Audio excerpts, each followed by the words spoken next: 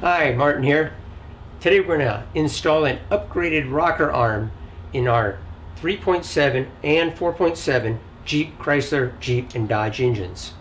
Now, the old rocker arm, all the way up to 04, looks just like this one right here. And you're going to notice that larger hole right there. Okay. Well, actually in late of 04, they started using this rocker arm right here. You're going to notice there's almost no hole there. And what it is, it's a very small, it's microscopic almost. And what they're trying to achieve there is to reduce the chance of a rocker arm falling off by increasing the oil pressure and flow to the engine.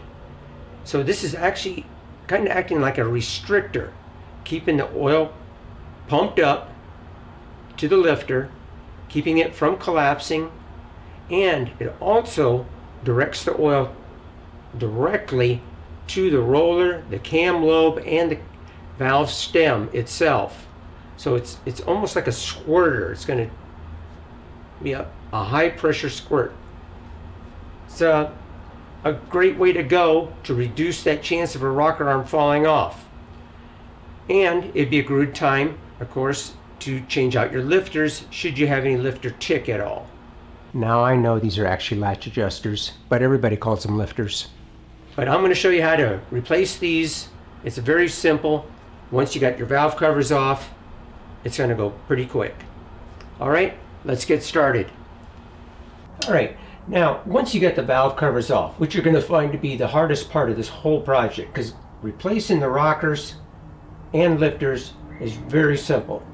And what I've done in the past, you don't really need any special tools. But what I got here is this little 10mm distributor wrench. I put a bend in it. And you could even use this body panel remover. This is made for like your interior door panels. It works quite well. What you got to do is just get in between the rocker and the lifter and pry upward and to get the rockers to pop out of there. And then to put the rockers back on, it's very simple as well. You can use like a pry bar, like this one here, or a large screwdriver works quite well too. Okay, this particular camshaft you're looking at here is one from an '08 and later model. This is still not going to change anything. Now, here I got my wrench right here. I simply place it between the rocker and the lifter. And you have to do it with lobes that are facing upward. And then, so we'll need to rotate the engine on some of these. Like this particular one right here. It's compressing the valve, and you need to get that lobe facing upward. So now placing the wrench right in here, like so. Now all I'm going to do is lift upward.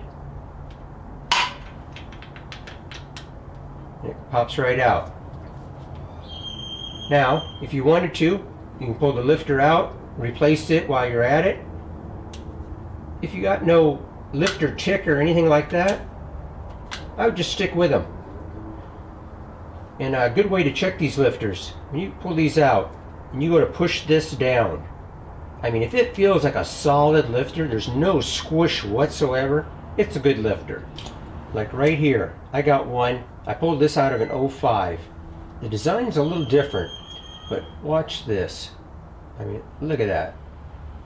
It just goes up and down very easily. I bet you this lifter was making quite a bit of noise, especially on startup. I mean, it's junk.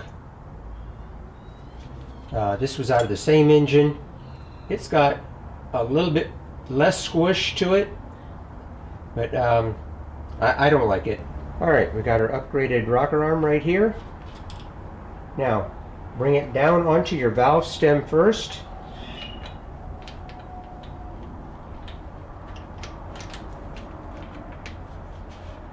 Get it lined up with your lifter using a pry bar or a large screwdriver. You can get a little leverage there on the cylinder head. Come upward.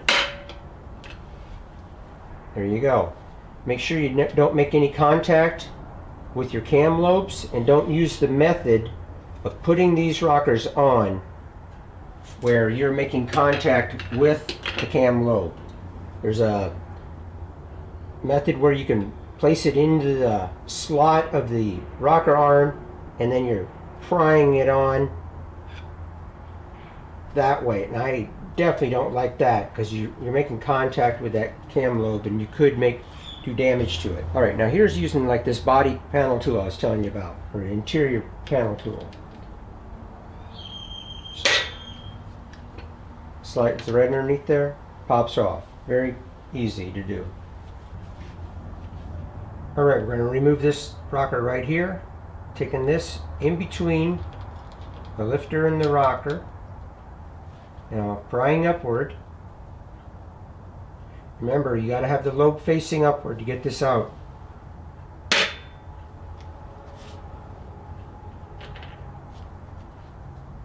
There you go.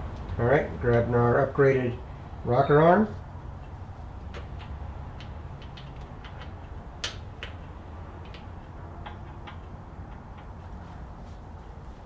Now place your pry bar right there. Pull back. It pops right on. Alright, as I'm prying back. Now you're in it with several valves that you're not able to just pop off because of the cam lobe is facing downward and compressing the valve. So you'll need to rotate the engine. Using a 21mm socket, place that on your harmonic balancer bolt on your crankshaft and then rotate the engine. I'm doing right now and bringing that lobe upward.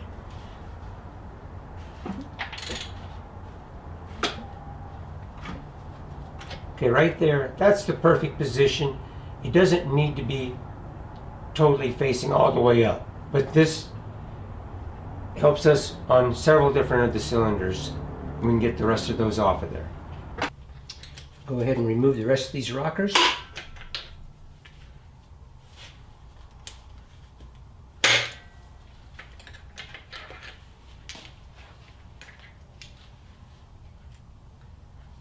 That one's good. That one. Rotate the engine.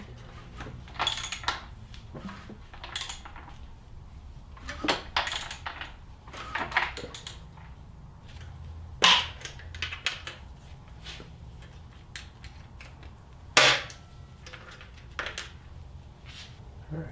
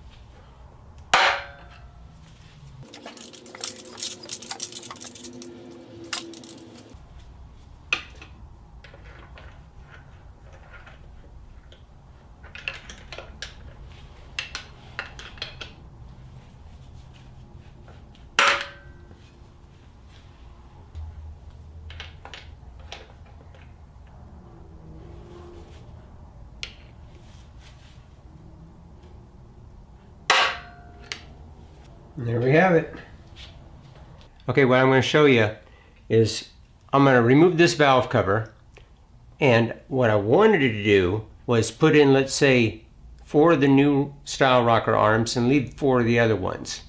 And I was going to show you how the oil flows differently from the old to the newer style ones. Thought that'd be really cool. You know, and I even took this valve cover, plastic one I got here, cut the top of it right off, because I figured there's going to be some oil, you know, it's going to want to, if we didn't have the valve cover at all, it's going to want to run right over the head. And that's going to make a really big mess. And that's kind of what happened anyway. You'll get a kick out of that. So I ended up changing out all 8 rockers on this side, to the new style, and that I can show you because they don't make a mess. I mean, I still wanted to have, you still want to probably keep the valve cover, this type of one on there to show you, which I'm going to do.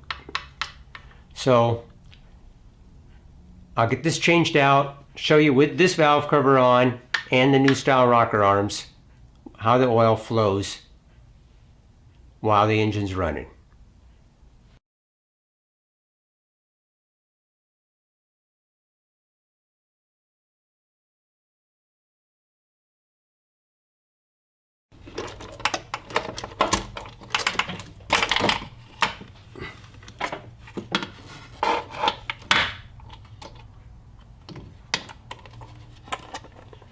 Shiny.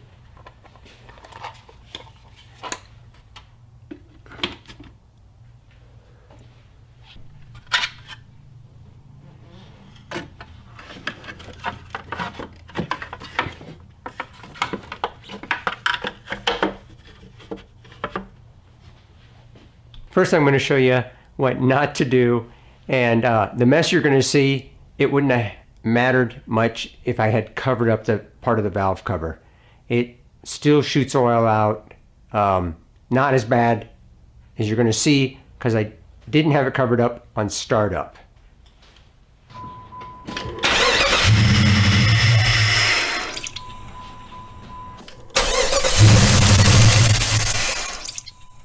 That's one for the blooper reel, huh?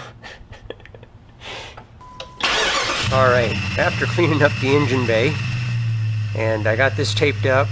Alright, we got it all fired up, and we're going to try this again. Carefully removing the tape. Now I'm not really worried about any splatter coming out of here now, because that splatter you saw was from the first 2 cylinders with the old rockers. The rear 2 cylinders where I had the rockers changed out, nice and dry back there. I mean, as far as no splatter.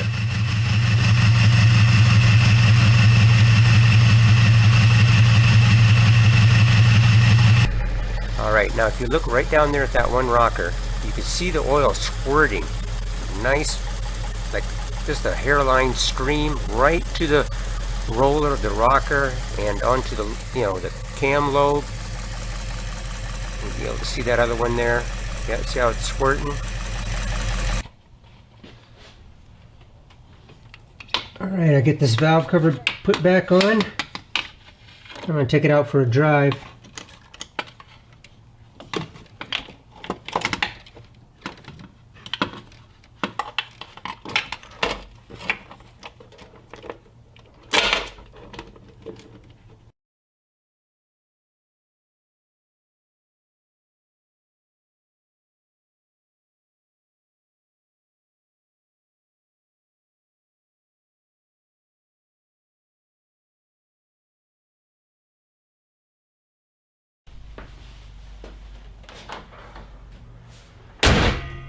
Alright, I want to discuss the pros and cons of these 2 rocker arms. Now, the one pro about the old style one, it is 6 grams lighter than the new one. And why is that important? Well, if you're looking for horsepower, you want everything to be light because you're moving less weight, and that takes less horsepower then. And valve train can be a big deal. I mean, when you're talking even hollow stems on your valves, just to reduce the weight, or aluminum rocker arms, and all that. So that'd be the one pro for this rocker arm. When I first saw this, I got excited because if you compare the 2 right side by side, notice on this one here, the big slot in it. Well, I was thinking, that's got to make it lighter because it's got less material right there. Well, what's making this new one so much heavier is that the material right in here is thicker, and the one, that's what's making it heavier. The one good thing about it actually being thicker, it's going to cause less flex. Yeah, these rocker arms under stress are going to flex ever so slightly, and you're basically losing lift.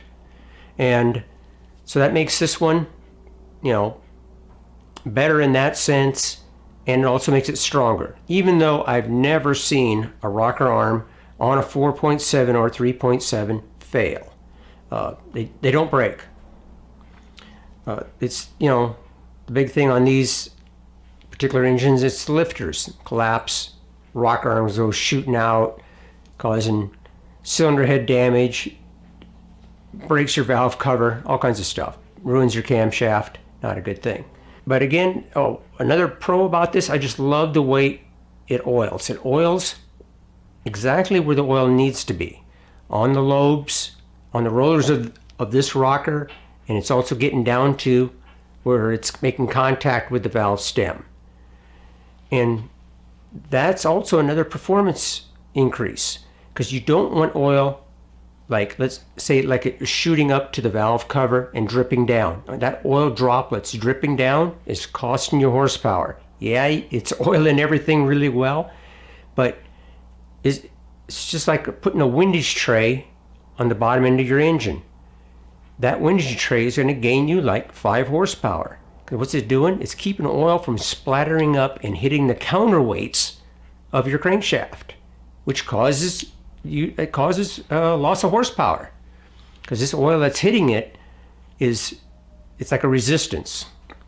So that's the one thing I like about these also, because it's just putting oil where it needs to. Oil isn't flying all over in that valve cover like that, raining down on everything that's rotating, slowing it down. So that's another nice thing I love about these. Well, that's about all I got for today. I appreciate everybody watching, and if you want to help out the channel, one of the things you can do really helps out the channel, of course, is give me a thumbs up. I do appreciate that. Another thing you can do is watch those commercials, or at least let them play. Don't hit that skip button. That's how a lot of us YouTube creators actually make our revenue and bringing you all these videos, is letting the commercial play. Another thing you can do, which, you know, that doesn't cost you any money either. Another thing that won't cost you any money, I got Amazon links down below. Click on those, and you do all your Amazon shopping through one of those links, and then the channel will receive a small commission. Well, I hope you enjoyed that video. And again, appreciate the thumbs up. And if you've never subscribed to me before, please hit that subscribe button right down there, and then that little bell symbol right next to it. And that way you get notifications of my next and upcoming videos. Thanks again for watching, and we'll see you on the next one.